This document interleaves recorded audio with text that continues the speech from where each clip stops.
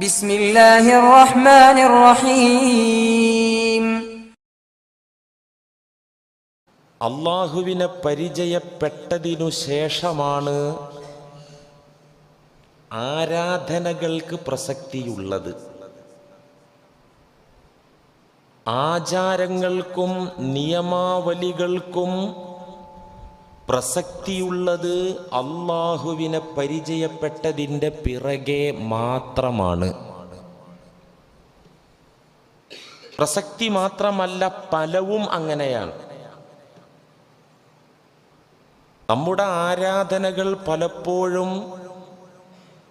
മൂർച്ചയില്ലാത്ത ആയുധം കൊണ്ട് വെട്ടുന്ന പരുവത്തിൽ,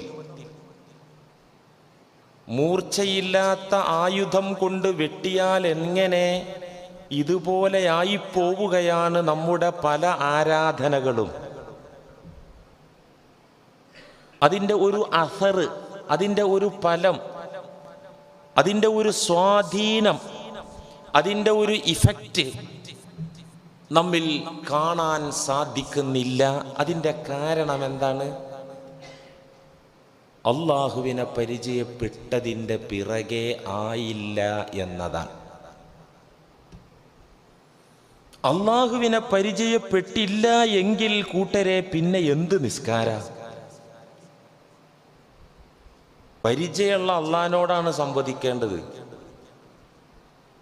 ആ പരിചയം പുതുക്കുകയും കൂടുതൽ അടുപ്പിക്കുകയും ചെയ്യുന്ന സംവിധാനമാണ് നിസ്കാരം, മുനാജാത്താണത്, അല്ലേ?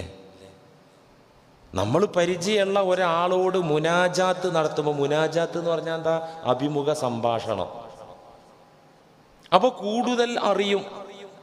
ആ അഭിമുഖ സംഭാഷണത്തിൽ കൂടുതൽ അറിയും, കൂടുതൽ അടുക്കും. എത്ര കൊല്ലായി മുനാജാത്ത് നടത്താൻ തുടങ്ങിയിട്ട്? എന്തൂട്ടറിഞ്ഞു? എവിടെയാ അടുത്തത്? അറിഞ്ഞില്ലെങ്കിൽ, റബ്ബിനെ പരിചയപ്പെട്ടില്ലെങ്കിൽ പിന്നെന്ത് നിസ്കാരം, പിന്നെന്ത് നോമ്പ്? പരിചയപ്പെടാൻ പര്യാപ്തമാക്കാത്ത ഖുർആനോത്തെന്ത്? എന്തിന്? അള്ളാഹുവിനെ പരിചയപ്പെടുത്താത്ത വിധത്തിലുള്ള ദിക്റാണെങ്കിൽ പിന്നെന്തിന്? ഇസ്ലാമിൻ്റെ പഞ്ചസ്തംഭങ്ങൾ, 5 കാര്യങ്ങൾ മദ്രസ തലത്തിൽ പണ്ടുകാലത്തുള്ളവർ ഓത്തുപള്ളിയിൽ നിന്ന് പഠിച്ചിട്ടുണ്ട്. 5 കാര്യങ്ങൾ. ആ 5 കാര്യങ്ങളിൽ ഷഹാദത്ത് കലിമ കഴിഞ്ഞിട്ടല്ലേ കൂട്ടരെ നിസ്കാരം? എന്നിട്ടല്ലേ നോമ്പ്? എന്നിട്ടല്ലേ സക്കാത്ത്? എന്നിട്ടല്ലേ ഹജ്ജ്? ആദ്യം ഷഹാദത്ത് കലിമല്ലേ? എന്താ ഈ ഷഹാദത്ത് കലിമ എന്ന് പറഞ്ഞാൽ? അഷ്ഹദു അഷ്ഹദു അല്ലാ ഇലാഹ ഇല്ലല്ലാഹു അല്ലാ ഇലാഹ ഇല്ലല്ലാഹു. അത് പൊന്നാനിന്ന് ചൊല്ലിക്കൊടുക്കും. ഇത് മഅൂനത്തുൽ ഇസ്ലാം സഭയിൽ അറബിയിൽ ചൊല്ലിക്കൊടുക്കും. പിന്നെ മലയാളികൾക്ക് മലയാളത്തിൽ ചൊല്ലിക്കൊടുക്കും, തമിഴിന് തമിഴിൽ ചൊല്ലിക്കൊടുക്കും. അതൊരു പ്രഖ്യാപനാണ്. എന്ത് പ്രഖ്യാപനാണ്? ഞാനൊരു കാര്യം പ്രഖ്യാപിക്കുമ്പോൾ ആ പ്രഖ്യാപനത്തിന് ഞാൻ അർഹനായിരിക്കണം. അർഹതയില്ലാത്ത പ്രഖ്യാപനം വ്യാജമാണ്, കള്ളത്തരമാണ്. എന്താണ് ഷഹാദത്ത് കലിമയിൽ പ്രഖ്യാപിക്കുന്നത്? അഷ്ഹദു അല്ലാ ഇലാഹ ഇല്ലല്ലാഹ്, അഷ്ഹദു അല്ലാ റബ്ബ വലാ ഇലാഹ ഇല്ലല്ലാഹ്. എൻ്റെ റബ്ബായിട്ട്, പരിപാലകനായിട്ടും എനിക്ക് ആരാധ്യനായിട്ടും അല്ലാഹു മാത്രമേ ഉള്ളൂ എന്ന പരമസത്യം ഞാനിതാ അനുഭവിച്ചിരിക്കുന്നു. ആ അനുഭവം ഞാനിതാ പ്രഖ്യാപിക്കുന്നു, സാക്ഷ്യം വഹിക്കുന്നു എന്നാണ് ആ അറബ് വാക്കിനർത്ഥം. അഷ്ഹദുവിൻ്റെ അർത്ഥം എന്താ? സാക്ഷ്യം വഹിക്കുന്നു എന്നാണ് അർത്ഥം. സാക്ഷ്യം വഹിക്കണമെങ്കിൽ അനുഭവത്തിൻ്റെ അറിവ് വേണം. അതില്ലാതെ കാണാൻ അല്ലാഹനെ പറ്റൂലല്ലോ, രുചിക്കാനും പറ്റൂല, മണക്കാനും പറ്റൂല. രുചിച്ചും മണത്തും കണ്ടും സാക്ഷി പറയാ, ഇതിനൊന്നും പറ്റൂല. പിന്നെ അനുഭവിക്കാം. അള്ളാഹുവിൻ്റെ ഖുദ്റത്തുകൾ, അള്ളാഹുവിൻ്റെ ഇടപെടലുകൾ, അള്ളാഹുവിൻ്റെ സാന്നിധ്യം, അള്ളാഹുവിൻ്റെ വുജൂദ്, ആ വുജൂദിൻ്റെ അനുഭവ യാഥാർത്ഥ്യങ്ങൾ നമ്മുടെ പച്ചയായ ജീവിതത്തിൽ നമുക്ക് അനുഭവിക്കാനാകും. ഈ അനുഭവത്തിന്റെ പ്രഖ്യാപനാണ് ഷഹാദത്ത് കലിമ. എന്താണ്? അള്ളയാണ് എൻ്റെ റബ്ബ്, അവൻ മാത്രമാണ് എൻ്റെ ഇലാഹ്, ആരാധ്യൻ. ഈ പരമസത്യം ഞാൻ സാക്ഷ്യം വഹിക്കുകയാണ്, ബോധ്യമായി പ്രഖ്യാപിക്കുകയാണ്. അതെൻ്റെ തിരിച്ചറിവ് മാത്രമല്ല, അതെൻ്റെ ബോധ്യമാണ്, അത് ഞാൻ പ്രഖ്യാപിക്കുകയാണ് എന്നാണ്. ഇതാണ് ഇസ്ലാമിൻ്റെ ഒന്നാമത്തെ കാര്യം,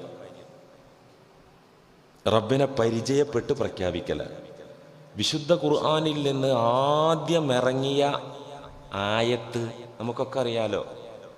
ആദ്യമായി ഹിറാ ഗുഹയിൽ ധ്യാന നിമഗ്നരായി ഇരിക്കുന്ന അള്ളാഹുവിൻ്റെ റസൂൽ സ്വല്ലല്ലാഹു അലൈഹി വസല്ലമ തങ്ങൾ മുമ്പാകെ മുഖറബുൽ അംലാക്ക് വന്ന് ആദ്യമായി ഓതിക്കൊടുത്തത് വുദൂഇൻ്റെ ഫർളോ, നിസ്കാരത്തിൻ്റെ ഷർത്തോ, കള്ളുകുടിയുടെ അപകടമോ, ഭാര്യ ഭർത്തൃ ബന്ധത്തിൻ്റെ അച്ചടക്കങ്ങളോ, ബിസിനസ്സിലെ നിയമാവലികളോ, ലോകാവസാനത്തെക്കുറിച്ചുള്ള താക്കീതോ ഒന്നും ആയിരുന്നില്ല.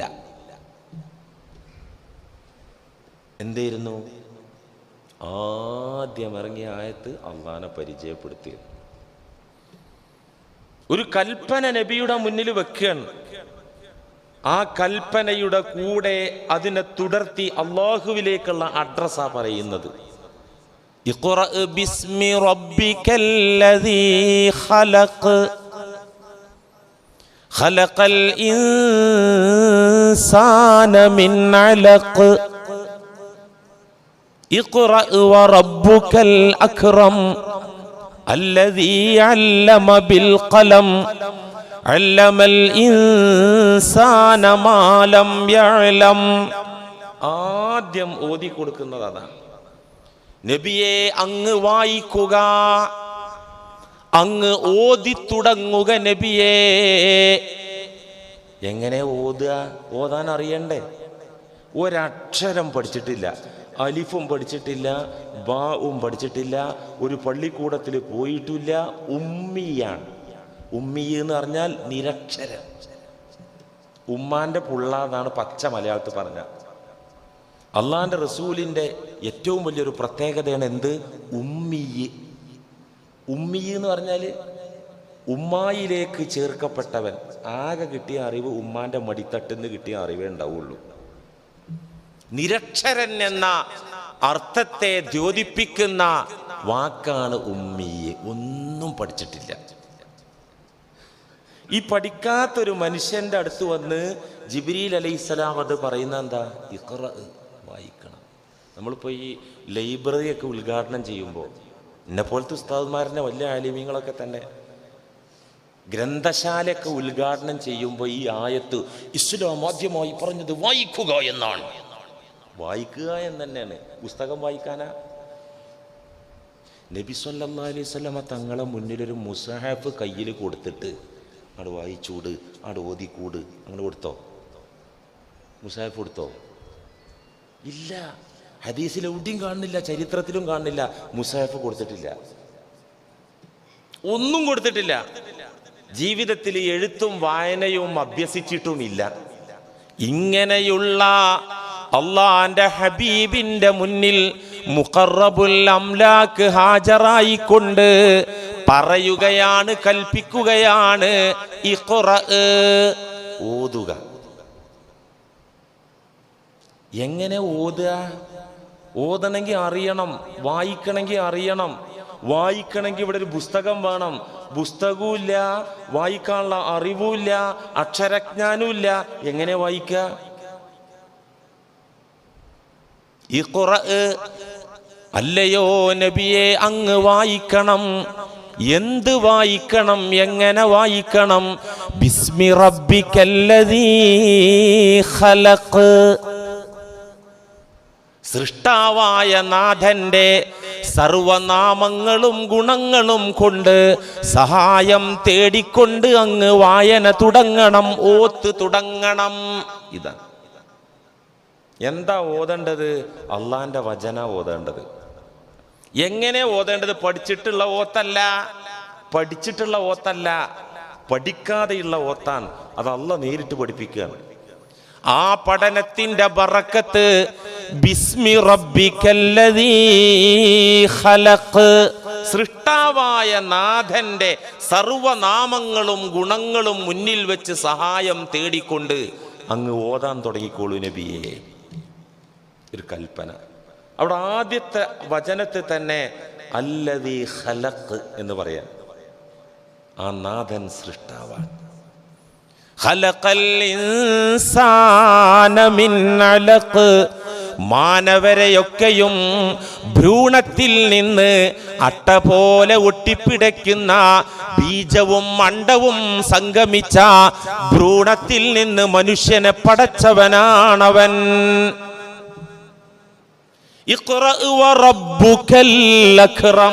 അങ്ങ് ഓതിക്കോളൂ, പേടിക്കണ്ട. അങ്ങയുടെ നാഥൻ ഉദാരമതിയ, പിശുക്കനല്ല, കൊടുക്കാനൊരു പ്രയാസമില്ല ഉള്ള ആളല്ല. കരീമുകളുടെ കൂട്ടത്തിൽ ഏറ്റവും വലിയ കരീം അക്റമാണ്, ഏറ്റവും വലിയ ഉദാരനാണ്. അങ്ങ് പേടിക്കണ്ട, ഓത്ത് തുടങ്ങിക്കോളൂ. അല്ലദീ അല്ലമ ബിൽ ഖലം, പേന കൊണ്ട് പഠിപ്പിച്ച തമ്പുരാനാണ്.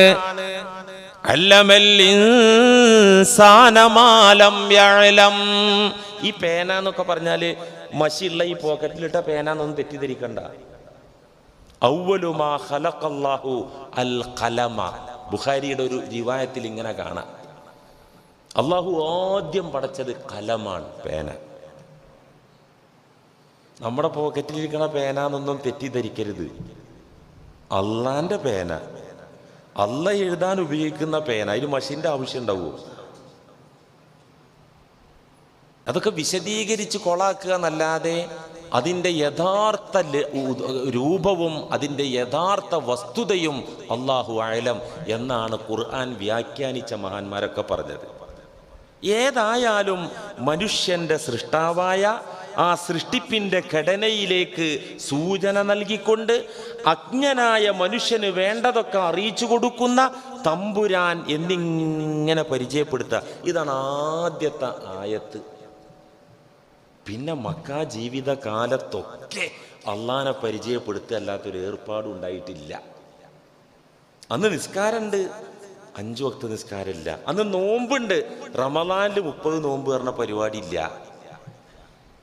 അങ്ങനെ എല്ലാ ഇബാദത്തുകൾക്കും ഒരു രൂപവും ഭാവവും അതിനൊരു അച്ചടക്കവും റൂട്ടുമൊക്കെ ഉണ്ടാക്കിയത് അള്ളാനെ പരിചയപ്പെട്ടതിന് ശേഷം മാത്രമാണ്. ഒരു അടിമക്ക് പടച്ച തമ്പുരാനിലേക്ക് പോകാനുള്ള എല്ലാ അഡ്രസ്സും അള്ളാഹു സൂറത്തുൽ ഫാത്തിഹയിൽ തന്നെ വെച്ചിരിക്കുകയാണ്. അള്ളാഹുവിലേക്കുള്ള മേൽവിലാസങ്ങളൊക്കെ ഫാത്തിഹയിൽ ഉൾക്കൊള്ളിച്ചിരിക്കുകയാണ്. അതിൽ അതിപ്രധാനമായ ഒരു മേൽവിലാസമാണ്, അഡ്രസ്സാണ് റബ്ബുൽ ആലമീൻ. എന്ത് നമ്മൾ കുറേ പറഞ്ഞു റബ്ബുൽ ആലമീനെ കുറിച്ച്. എനിക്ക് തോന്നുന്നു ഏതാണ്ടൊരു 3 മാസത്തിലധികം ഞായറാഴ്ചകളിൽ റബ്ബുൽ ആലമീൻ തന്നെ പറഞ്ഞിട്ടുണ്ടെന്നാ തോന്നുന്നത്. പ്രധാനപ്പെട്ട ഒരു അഡ്രസ്സാണ് റബ്ബുൽ ആലമീൻ, സർവലോക പരിപാലകൻ. പറഞ്ഞാ തീരൂലത്. സർവലോകങ്ങളെയും അള്ളാഹു സൃഷ്ടിച്ച് പരിപാലിക്കുന്നത് എന്തിനാ?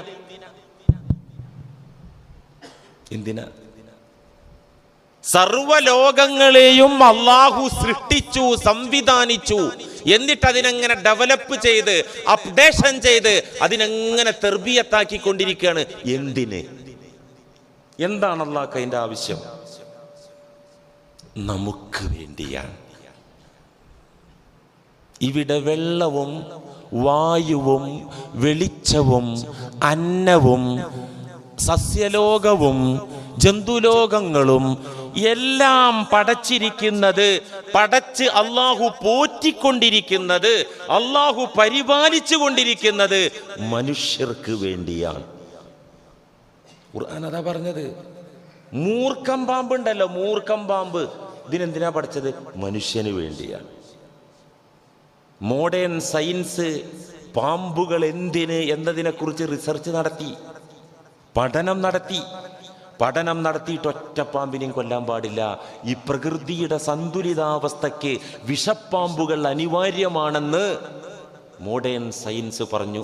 പാമ്പിനെ കൊല്ലല് ഭയങ്കര കുറ്റാ, അങ്ങനെ തല്ലിക്കൊല്ലാൻ പറ്റില്ല. ഗവൺമെന്റ് നിയമത്തില്, ഇസ്ലാമിന്റെ കണക്കിലും കാണുമ്പോഴേക്ക് തല്ലിക്കൊല്ലാൻ പാടില്ല എന്നാ. മൂർഖം പാമ്പിനെ കണ്ടു, പ്രത്യേകിച്ച് പള്ളി പരിസരത്തു നിന്നൊക്കെ കണ്ടാല് പൊക്കോളാൻ പറയാണ് ഒരു 3 തവണ.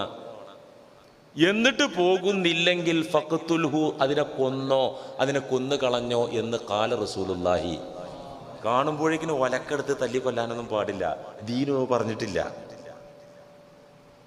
അത് മനുഷ്യന് ഉപദ്രവം ഉണ്ടാകുന്ന വേളകളിലാകാം, അനുവാദമുണ്ട് ദീനിൽ. അപ്പൊ ഞാൻ പറഞ്ഞത് ആധുനിക ലോകം കണ്ടോ, ഒരു വാവാ സുരേഷൊക്കെ ഉണ്ടല്ലോ, പാമ്പിനെ കണ്ട പുള്ളിനെ വിളിക്കണം എന്നാ. ഫോറസ്റ്റ് നിയമം അതാണ്, ആക്ട് അതാണ്. പുള്ളി വന്ന് പിടിച്ചിട്ട് അതിനെ ചാക്കിലാക്കി കാട്ടിൽ കൊണ്ടുപോയി വിടുക, തല്ലിക്കൊല്ലല്ല. എന്തിന്? ഈ പ്രകൃതിക്ക് അത് പല കാര്യമുണ്ട്, അതിന്റെ വിഷത്തിൽ ഗുണമുണ്ട്, അതിനെ കൊണ്ട് ഒരുപാട് കാര്യങ്ങളുണ്ട്. ഇതിനൊക്കെ പടച്ചത് ആർക്കാ? മനുഷ്യർക്കാ. ഹുവല്ലദീ ഖലഖ ലക്കും മാ ഫിൽ അർളി ജമീഅ സുമ്മ ഇസ്തവാ ഇലസ്സമാഇ ഫസവ്വാഹുന്ന സബ്അ സമാവാത് വഹുവ ബികുല്ലി ശൈഇൻ അലീം. സൂറത്തുൽ ബഖറ ആദ്യ ഭാഗത്ത് അല്ലാഹു ആരാ? ഹുവല്ലദീ, അവൻ ഒരുവനാൻ, ഖലഖ ലക്കും മാ ഫിൽ അർളി ജമീഅ. ഇപ്പൊ മനുഷ്യന് വസിക്കാൻ പറ്റുന്ന ഒരു ഗോളം എന്ന് പറയുന്നത് ഭൂമിയാണ്. ചൊവ്വയിലൊക്കെ പറ്റുമോ പറ്റൂലേ, അവിടെ വെള്ളമുണ്ടോ, അവിടുത്തെ വായു എങ്ങനെയാണ്, അവിടെ ഫുഡ് വരുമോ, ഇതിനെക്കുറിച്ചൊക്കെ ഇപ്പൊ പഠനം നടത്തിക്കൊണ്ടിരിക്കുകയാണ്. ഒരു കാര്യം ഉറപ്പാണ്, ഭൂമിയിലെ പോലെ വാസയോഗ്യമല്ല മറ്റൊരു ഗ്രഹവും. കാരണം ഭൂമിയിലേക്കാണ് മനുഷ്യനെ പടച്ചിട്ടുള്ളത്. അവിടെയൊക്കെ പഠിക്കാന്നല്ലാതെ അത്ര വാസയോഗ്യമായിട്ടല്ല. അള്ളാഹു ഭൂമിയിലാണ് കൊണ്ടുവന്നിട്ടത്. ഈ ഭൂമിയിൽ എന്തൊക്കെയുണ്ടോ, ഏതൊക്കെയുണ്ടോ, ഇതൊക്കെയും പടച്ചത് ലക്കും, നിങ്ങൾക്ക് വേണ്ടിയാണ്. മാഫിൽ അർളി ജമീഅ, ഇവിടെ എന്തുണ്ടെങ്കിലും മനുഷ്യരെ നിങ്ങൾക്ക് വേണ്ടിയാണ് ഞാനത് പടച്ചത്. അത് പരിപാലിക്കുന്നതും അവകളെ നിലനിർത്തുന്നതും നിങ്ങൾക്ക് വേണ്ടി തന്നെ. സുമ്മസ്തവാ ഇലസ്സമാഇ ഫസവ്വാഹുന്ന സബ്അ സമാവാത്. നിങ്ങൾക്ക് വേണ്ടതൊക്കെയും ഭൂമിയിൽ ഒരുക്കി വെച്ചിട്ടാണ് അള്ളാഹു ആകാശ ലോകങ്ങളിലേക്ക് തിരിഞ്ഞത്. ഫസവ്വാഹുന്ന സബ്അ സമാവാത്, 7 ആകാശങ്ങളായി ക്രമീകരിച്ചതും ആകാശമണ്ഡലങ്ങളെ സംവിധാനിച്ചതും റെഡിയാക്കി വെച്ചതൊക്കെ ഇതിനു ശേഷം. നിങ്ങൾക്ക് വേണ്ടതൊക്കെ ഭൂമിക്കകത്ത് ഒരുക്കി, അതൊക്കെ സ്റ്റോർ ചെയ്ത്, നന്നാന്തരം പട്ടുമെത്ത പോലത്തെ വിരിപ്പുള്ള ഭൂമി, അതിനകത്ത് ഇഷ്ടം പോലെ സ്റ്റോറേജ്, നിങ്ങൾക്ക് ആവശ്യമായ നിധി നിക്ഷേപങ്ങൾ എല്ലാം ഒരുക്കി. എല്ലാം നിങ്ങൾക്ക് വേണ്ടിയാണ്. അപ്പൊ റബ്ബുൽ ആലമീൻ, ലോകങ്ങളെയൊക്കെ പടച്ചു പോറ്റിക്കൊണ്ടിരിക്കുന്നത് നമുക്ക് വേണ്ടി. ആ റബ്ബുൽ ആലമീന്റെ വലിപ്പം നോക്കൂ നിങ്ങൾ. എന്തിനാ ആകാശം, എന്തിനാ സൂര്യൻ, എന്തിനാ ചന്ദ്രൻ? അത് ഭൂമിക്കപ്പുറത്താ. നമുക്ക് വേണ്ടതൊക്കെ ഒരുക്കിയിട്ട് പിന്നെ നമുക്ക് വേണ്ടതിനു വേണ്ടി ആകാശ ലോകത്തേക്ക് തിരിഞ്ഞു നിന്നു, അങ്ങോട്ട് ശ്രദ്ധ ചെലുത്തി, ഇസ്തിവാ, എന്നിട്ട് അവിടെ ക്രമീകരണം നടത്തി എന്നാണ് ഖുർആൻ പറയുന്നത്. അള്ളാഹുവിൻ്റെ തെർബിയത്ത് അനന്തമാണ്. അത് നമ്മൾ ചിന്തിച്ചാൽ ആ ചിന്തക്കപ്പുറത്താണ്. പ്രിയമുള്ള സഹോദരന്മാരെ, മനുഷ്യ ശരീരത്തിലെ ഒരു സെല്ല്, ഒരു കോശം, ആ ഒരു കോശത്തിൽ അള്ളാന്റെ തർബിയത്ത്. ഒരു തൊട്ട് കഴിഞ്ഞാൽ ആ സ്പർശനമേൽക്കുന്ന ഭാഗത്ത് കോടിക്കണക്കിന് സെല്ലുകളാണ്. ആ ഒരു സെല്ലിൽ അള്ളാഹു നടത്തുന്ന തർബിയത്ത്, ഇതൊന്നും നമ്മളെ കണ്ണുകൊണ്ട് കാണാൻ ഒക്കൂല. ശാസ്ത്രലോകം അവിടെയൊക്കെ എത്തിയിട്ടുണ്ട്, ഇനി അതിനപ്പുറത്തുണ്ട്, അത് മനുഷ്യന് കണ്ടെത്താൻ കഴിഞ്ഞിട്ടില്ല. മനുഷ്യന് ലഭിക്കുന്ന ദൈവീക തർബിയത്ത്, ദൈവീക പരിപാലനം, അത് പല വിധത്തിലും പലതരത്തിലും ഉണ്ട്. പല വിധത്തിലും പലതരത്തിലും ഉണ്ട്. അതിലേറ്റവും മഹത്തമായ ഏറ്റവും വലിയ തർബിയത്ത് ഏതാ? അള്ളാഹു ഈ ലോകമൊക്കെയും പടച്ച് പരിപാലിക്കുന്നത് മനുഷ്യന് വേണ്ടിയാണ്. മനുഷ്യന്റെ പരിപാലകൻ അള്ളാഹുവാണ്. ഈ മനുഷ്യന് അള്ളാഹുവിൽ നിന്ന് ഒരുപാട് പരിപാലനങ്ങൾ കിട്ടിക്കൊണ്ടിരിക്കുന്നുണ്ട്. എനിക്കും നിങ്ങൾക്കും എണ്ണിയാൽ തീരാത്ത, കണക്കാക്കാനാകാത്ത അത്രയും പരിപാലനങ്ങൾ അള്ളാഹുവിൽ നിന്ന് കിട്ടിക്കൊണ്ടിരിക്കുന്നുണ്ട്. ആ കൂട്ടത്തിൽ ഏറ്റവും മുന്തിയ പരിപാലനം, ആ കൂട്ടത്തിൽ ഏറ്റവും മഹത്വമുള്ള പരിപാലനം അതേതാ?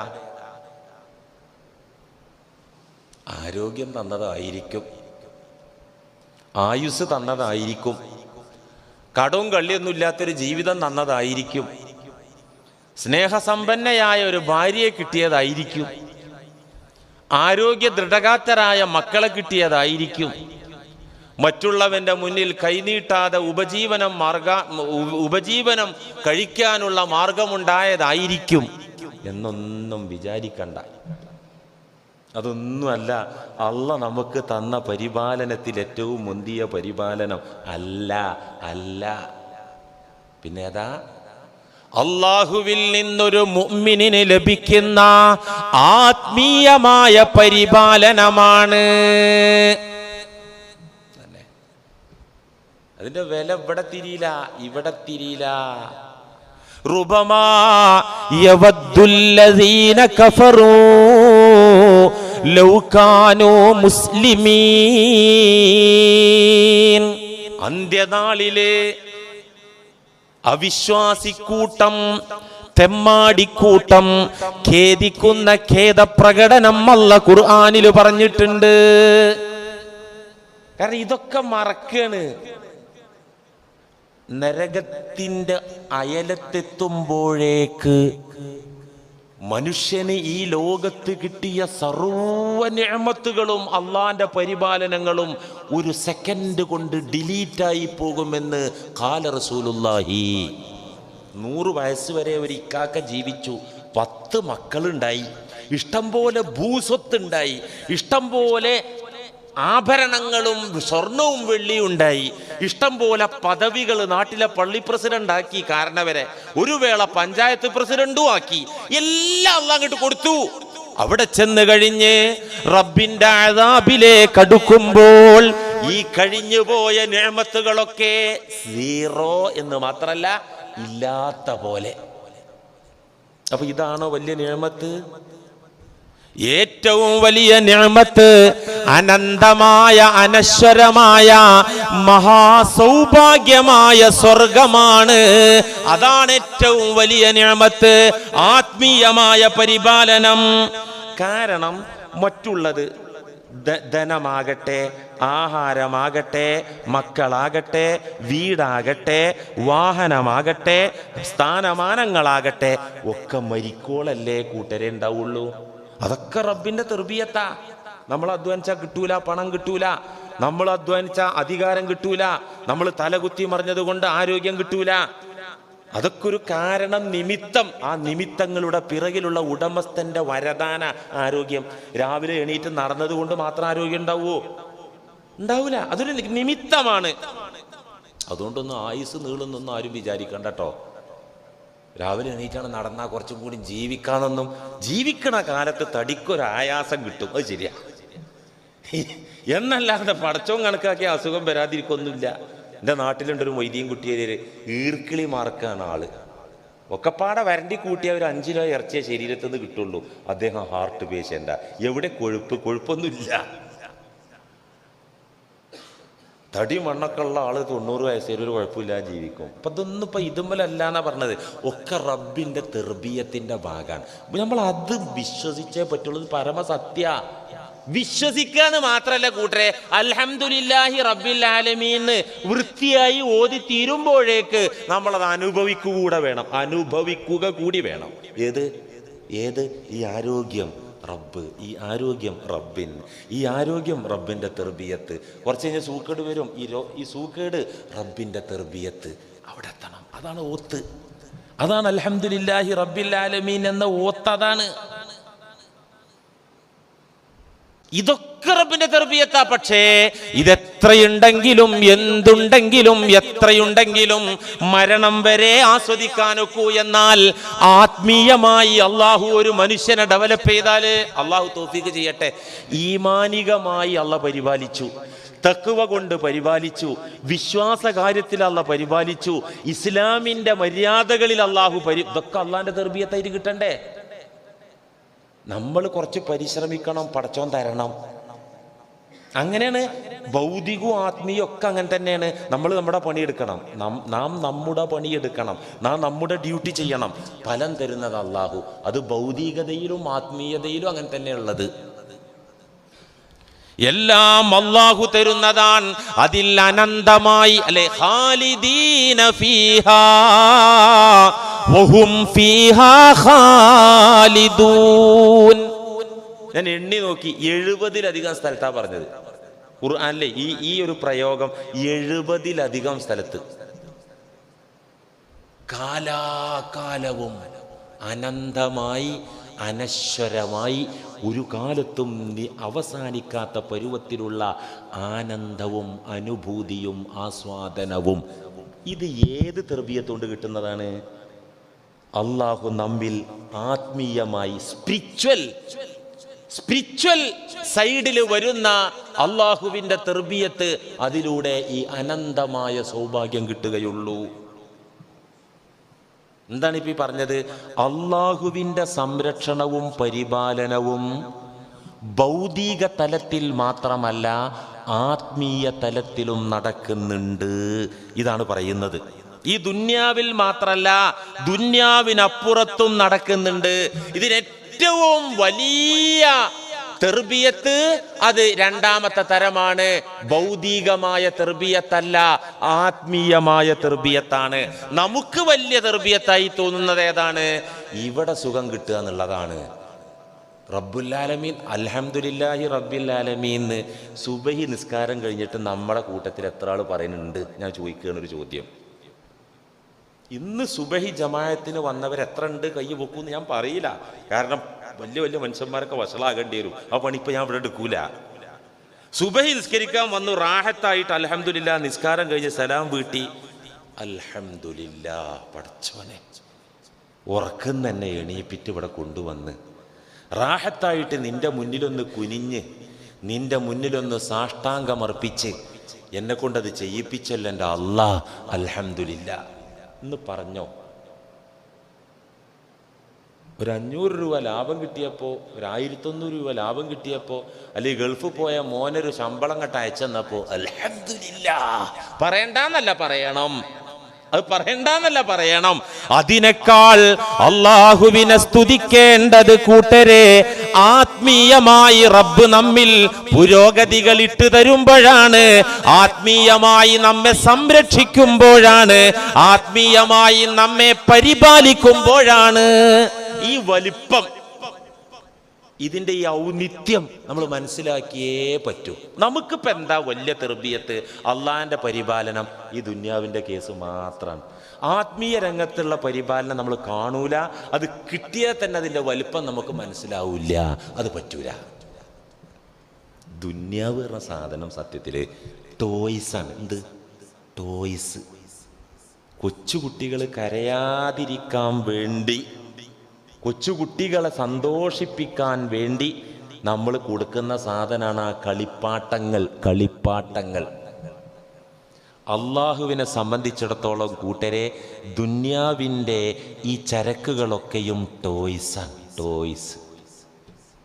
എപ്പോഴാ കൊച്ചിന് ടോയ്സ് കൊടുക്കുക? എപ്പോഴും കൊടുക്കുമോ? കൊച്ചു കരയുമ്പോൾ അന്നം കൊടുക്കാൻ വേണ്ടി, കൊച്ചിൻ്റെ ശ്രദ്ധ മാറ്റാൻ വേണ്ടി അല്ലേ? കൊച്ചു വളർന്നാൽ വകതിരിവും വിവേകവും ബുദ്ധിയുമുള്ള മനുഷ്യനായാൽ പിന്നെ ആ കൊച്ചിന് ടോയ്സിന്റെ ആവശ്യമില്ല, കളിപ്പാട്ടങ്ങളുടെ ആവശ്യമില്ല. ഇതുപോലെ അല്ലാഹുവിന്റെ ദീനിലെ ഏതൊരാൾ ആത്മീയമായി വളർന്നോ അവർക്ക് അല്ലാഹു ദുനിയാവ് കൊടുക്കൂല. ഇനി കൊടുത്താൽ തന്നെ അവരത് സ്വീകരിക്കൂല. സ്വീകരിച്ചാൽ തന്നെ ഖൽബ് കൊണ്ട് അവരത് ഏറ്റുവാങ്ങൂല. ഞാൻ ഈ പറഞ്ഞത് നബിമാരെ കൂട്ടത്തിലും ഔലിയാക്കളെ കൂട്ടത്തിലും ദുന്യാവുള്ള ആൾക്കാരുണ്ടായില്ലേ എന്ന ചോദ്യമുണ്ട്. ഉണ്ടായിട്ടുണ്ട്. അല്ലാഹ് കൊടുക്കൂല. ഇനി കൊടുത്താൽ തന്നെ അവരത് ഖൽബ് കൊണ്ട് സ്വീകരിക്കൂല. അത് ഇങ്ങനെ വരും, ഇങ്ങനെ വിടും, ഇങ്ങനെ വരും, ഇങ്ങനെ വിടും, ഇങ്ങനെ വരും, ഇങ്ങനെ വിടും. അങ്ങനെ അത് ഖൽബ് കൊണ്ട് സ്വീകരിക്കൂല. അവിടെ ഉണ്ടല്ലോ. അല്ലാഹുവിന്റെ ഹബീബായ മുത്ത് മുഹമ്മദ് മുസ്തഫ സ്വല്ലല്ലാഹു അലൈഹി വസല്ലമ തങ്ങൾ എന്താ ദുആ ചെയ്തത്? അല്ലാഹു എന്താ നടപ്പിലാക്കിയത്? അല്ലാഹുമ്മ അഹ്യിനി മിസ്കീനാ വ അമിത്നി മിസ്കീനാ വഹ്ശുർനി ഫീ സുംറത്തിൽ മസാകീൻ. ഇന്നിപ്പോ അങ്ങനെ ദുആയിരിക്കും ആരെങ്കിലും? നീ ദോരനാ തന്നെ മൊയിലേര് ദോരനാല് പടച്ചോനെ അന്ത്രമാൻകുട്ടിനെ നീ മിസ്കീനാക്കി ജീവിപ്പിക്കണ പറഞ്ഞാൽ അടിയാണ് കിട്ടും മൊയിലേർക്ക്. ഈ തല കുത്തി മറിഞ്ഞ് ഇത്ര കാലം പണിയെടുത്തിട്ട് ഇതാണ് ഈ മിസ്കീനാക്കാനാണോ ദോരക്കണതെന്ന് ചോദിച്ചിട്ട്, അല്ലാഹുവേ എന്നെ മിസ്കീനായി നീ ജീവിപ്പിക്കുകയും മിസ്കീനായി മരിപ്പിക്കുകയും നാളെ പരലോകത്ത് മിസ്കീന്മാർക്കൊപ്പം എന്നെ ഒരുമിച്ച് കൂട്ടുകയും ചെയ്യണമേ അല്ലാ എന്ന് ദുആ ചെയ്തത് ആരാ? മൊയലാളിയായിട്ട് ജീവിപ്പിച്ച് മൊയലാളിയായിട്ട് മരിപ്പിക്കാനല്ല നമ്മുടെ നേതാവ് ദുആ ചെയ്തത്. ആ ദുആ അല്ലാഹു വള്ളി പുള്ളി തെറ്റാതെ കബൂലാക്കി. വഫാത്തായ തിരുനബി തങ്ങളുടെ പടയങ്കി പണയത്തിലാണ്. എന്തിനാ പണയം വച്ചത്?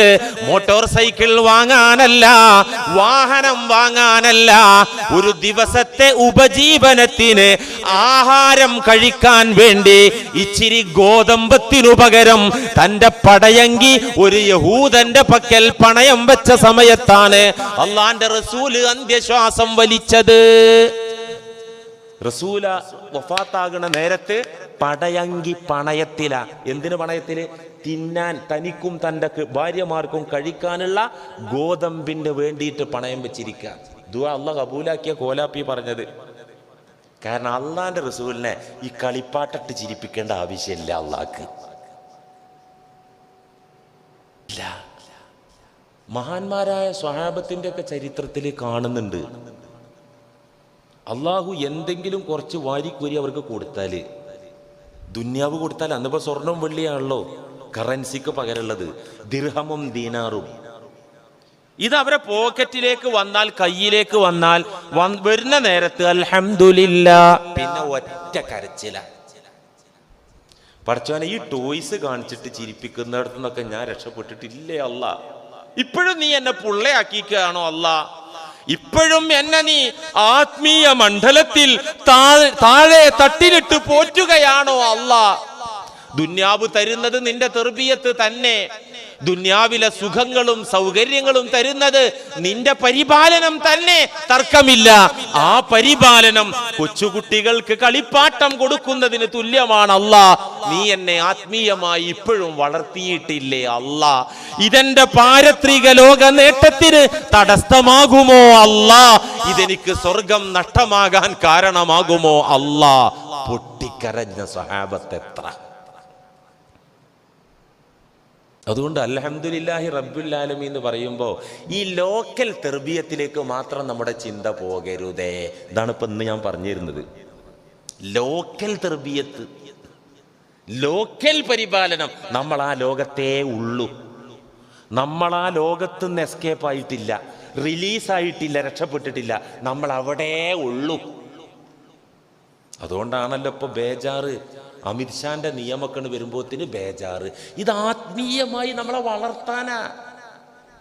ഈ രണ്ട് ദിനോസറുകളെ കൊണ്ട് അള്ളാഹു വടിയെടുപ്പിച്ചതെന്തിനാ?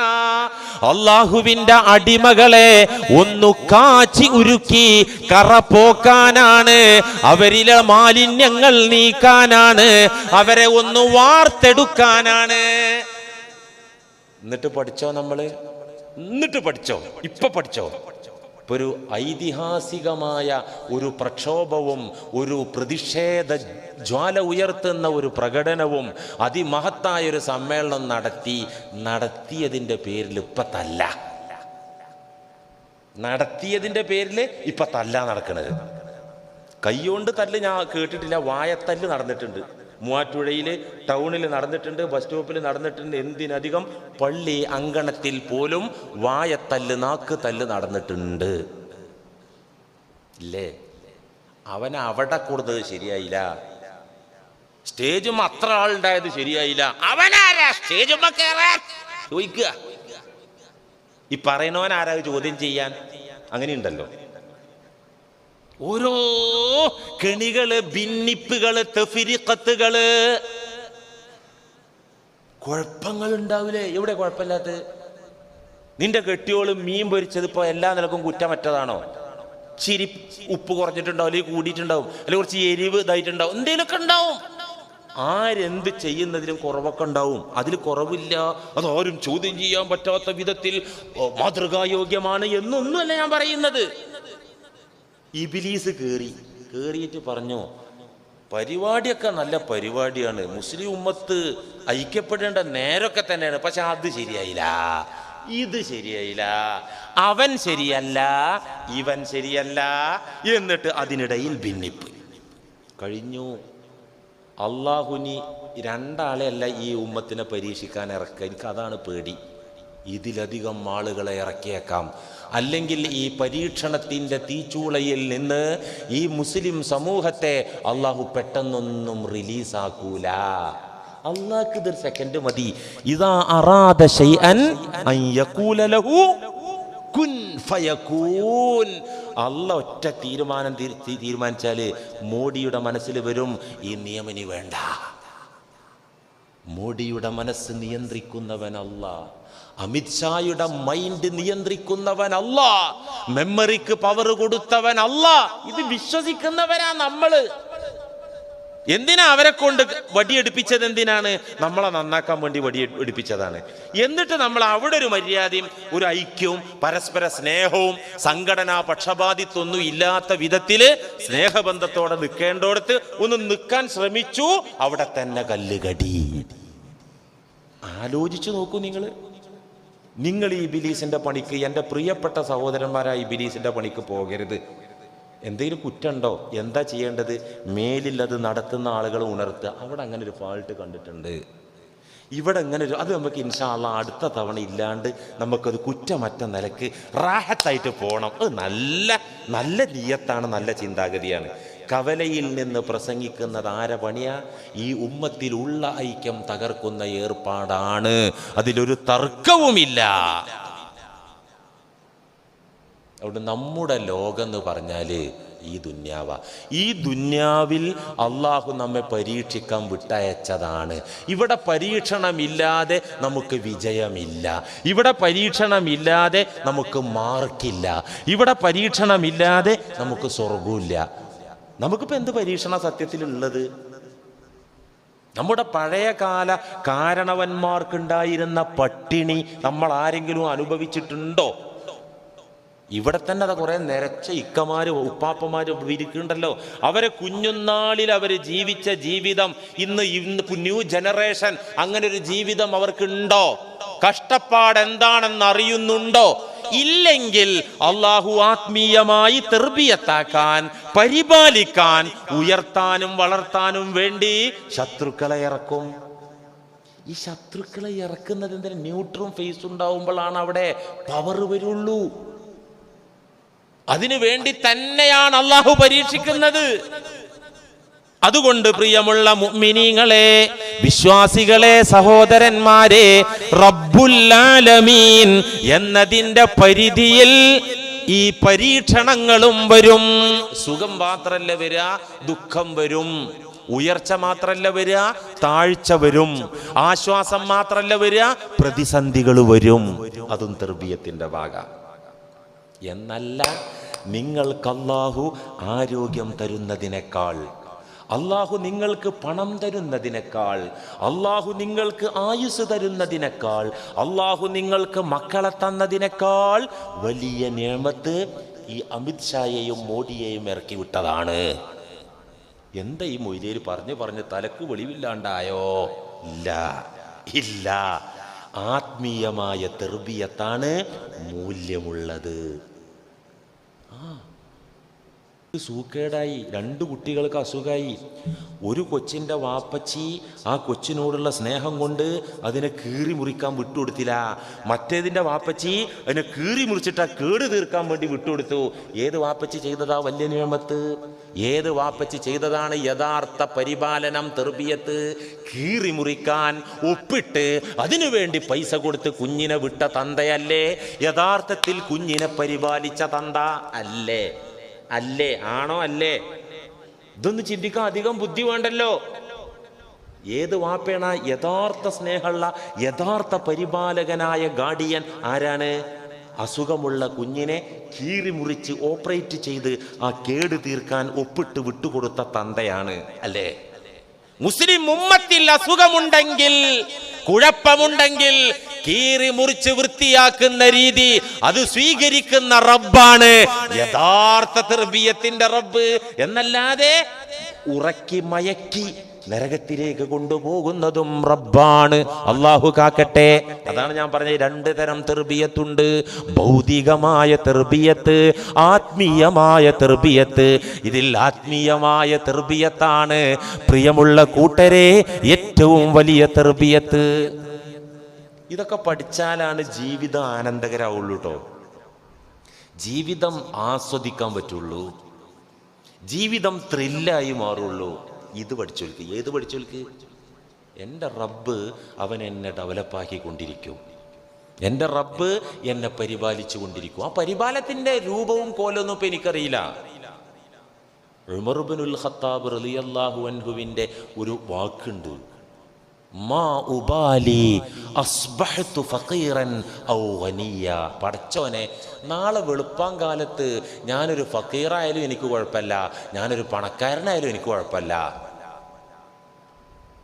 എൻ്റെ കാര്യങ്ങൾ നടത്താൻ, എൻ്റെ മക്കൾക്ക് തിന്നാൻ കൊടുക്കാനുള്ള ഫണ്ട് എൻ്റെ കയ്യിലില്ലാത്ത അവസ്ഥയാണെങ്കിലും എനിക്ക് കുഴപ്പമില്ല. അതിനുള്ളതും അതിനപ്പുറവും തന്ന് എന്നെ ഒരു മുതലാളിയാക്കിയാലും എനിക്ക് കുഴപ്പമില്ല.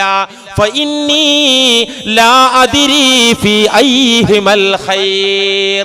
എനിക്ക് വേണ്ട ട്രീറ്റ്മെന്റ് ഫഖറാണോ ഗിനയാണോ? എനിക്ക് വേണ്ട മരുന്നിപ്പോൾ ഒരു പക്ഷേ ദാരിദ്ര്യമായിരിക്കാം, സാമ്പത്തിക മാന്യമായിരിക്കാം, ഒരു പക്ഷേ എനിക്ക് ഐശ്വര്യാവസ്ഥയായിരിക്കാം.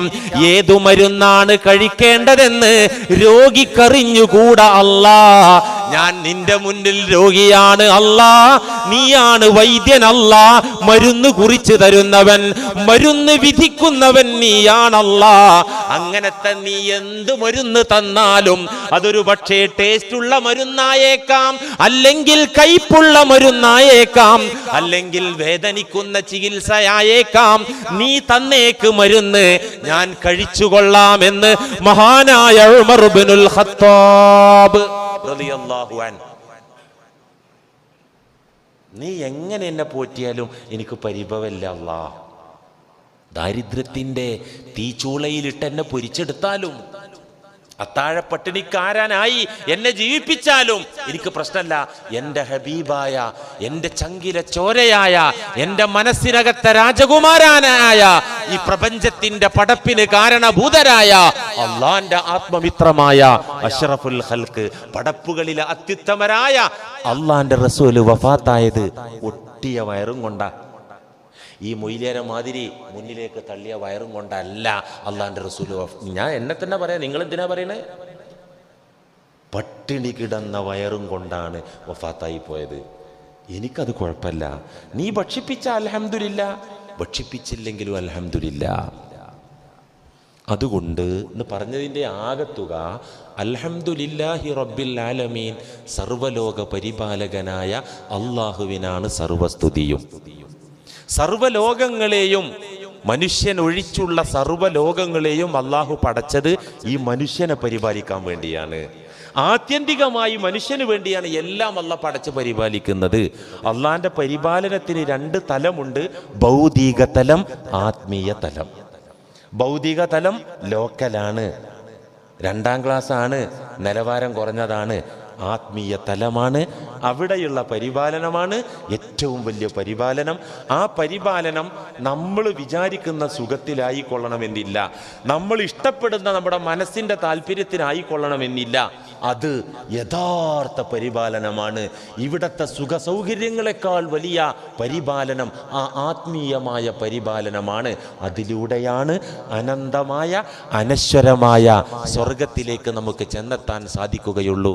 അല്ലാഹു സുബ്ഹാനഹു വ തആല നമുക്ക് തൗഫീക്ക് ചെയ്യട്ടെ. തീർന്നിട്ടില്ല. ഈ തർബിയത്ത് ദുന്യാവിൽ മാത്രമല്ല, മനുഷ്യ ജീവിതം എത്ര ലോകത്തുണ്ട്. മനുഷ്യൻ എവിടെയൊക്കെ ജീവിക്കും? ദുന്യാവിലും ആഖിറത്തിലും. ഇത് നമുക്കറിയാം. അല്ല, മനുഷ്യ ജീവിതത്തിന് 5 ഘട്ടങ്ങളുണ്ട് വിശുദ്ധ ഖുർആൻ പരിചയപ്പെടുത്തി തന്നെ. ഇതൊക്കെ നമ്മൾ ജീവിക്കാൻ പോണതാ, കുറെ ജീവിച്ചതാണ്, ഇനി ജീവിക്കാൻ പോകുന്നതാണ്. ഇവിടൊക്കെ റബ്ബുൽ ആലമീനുണ്ട്. എവിടൊക്കെ? ഈ 5 ഘട്ടത്തിലും. മനുഷ്യ ജീവിതത്തിന് 5 ഘട്ടങ്ങളാണ് വിശുദ്ധ ദീനുൽ ഇസ്ലാം പറഞ്ഞു തരുന്നത്. ദുന്യാവും ആഖിറവും മാത്രല്ല. ആലമുൽ അർവാഹ്, ആലമുദ് ദുനിയാ, ആലമുൽ ബർസഖ്, ആലമുൽ ഹശ്ർ മഹ്ശറ, അൽ ജന്നത്തു വബിന്നാർ. 5 ലോകങ്ങളുണ്ട് മനുഷ്യന്. ഈ 5 ലോകത്തിന്റെയും റബ്ബ് അല്ലാഹയാണ്. ഇൻഷാ അല്ലാഹ് ഈ 5 ലോകത്തും അള്ളാന്റെ തർബിയത്ത് എങ്ങനെ നമ്മളൊന്ന് പഠിക്കണം. അടുത്ത ആഴ്ച നമുക്കത് പറയാം. അള്ളാഹു തൗഫീഖ് ചെയ്യട്ടെ. റബ്ബുൽ ആലമീനായ അള്ളാഹുവേ, നീ നിന്നെ ഞങ്ങൾക്ക് പരിചയപ്പെടുത്തി തരണേ റബ്ബേ. ഞങ്ങളുടെ മനസ്സിൽ നിന്നെക്കുറിച്ചുള്ള ബോധം നിറച്ച് തരണമേ തമ്പുരാനെ. ആമീൻ. അസ്സലാമു അലൈക്കും.